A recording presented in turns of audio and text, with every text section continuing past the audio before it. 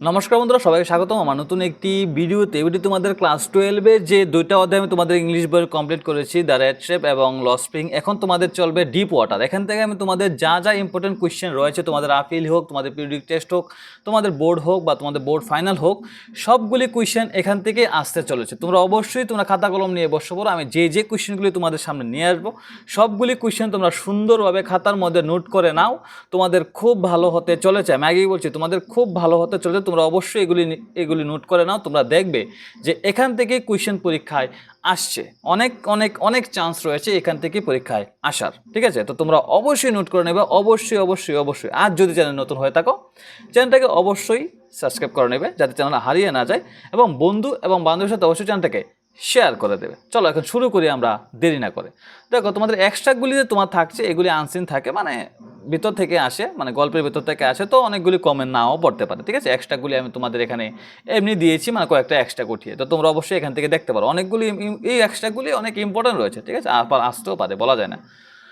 What does YMCA stand for? ঠিক আছে, young man খ্রিস্টান অ্যাসোসিয়েশন। আমরা জানি গল্পটা, যদি যারা যারা পড়ছে তারা অবশ্যই জানে, খুব সুন্দর গল্প এটা। ঠিক আছে, ডিপ ওয়াটার। তারপর দেখো, why was the rivers treacherous? ঠিক আছে, what happen when the narrator was 10 or 11 years old? যে সময় তার বয়স 10 থেকে 11 বছর ছিল, তার সাথে কী হয়েছিল? ঠিক আছে, হু রোড দিস এক্সট্রাক্ট? এটা কে লিখেছে? William Douglas. ঠিক আছে, তারপর দেখো, what should we be afraid of? ঠিক আছে, we should only fear and fear itself. Who was Roosevelt? ঠিক আছে, তোমরা জানো, খুব সুন্দর। তোমরা অবশ্যই দেখো, এখান থেকে নিতে পারো। দুই বানগুলি খুব খুব খুব খুব খুব ইম্পর্টেন্ট এখান থেকে। ঠিক আছে, তোমরা দেখো, why did Douglas fail to come to the surface of the pool as he hope two?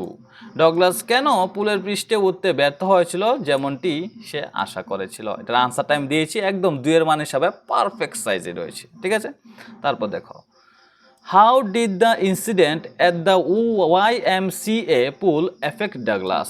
YMCA এর মধ্যে যে ঘটনাটা হয়েছিল, এটা তাকে কীভাবে এফেক্ট করেছিল? ঠিক আছে, তোমরা জানো, অবশ্যই পড়েছ।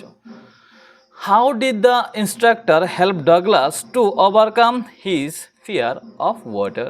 তারপরে question, why did Douglas go to the lake Wentworth in New Hampshire? When did William Douglas choose YMCA pool and why? ঠিক আছে, তারপর why was Douglas determined to get over his fear of water? তোমরা যদি ভিডিওটা fast মনে হয় slow করে নাও বা স্ক্রিনশট দিয়ে রেখে দাও। What factors lead Douglas to decide in favor of the YMCA pool? Describe the writer's childhood experience when he was 3 or 4 years old. তারপর, how did Douglas' introduction to the YMCA pool receive his childhood fear of water? Why was the writer at first not much frightened when he was thrown into the pool? What shocking experience did Douglas have at the YMCA pool? Why was Douglas determined to get over his fear of water?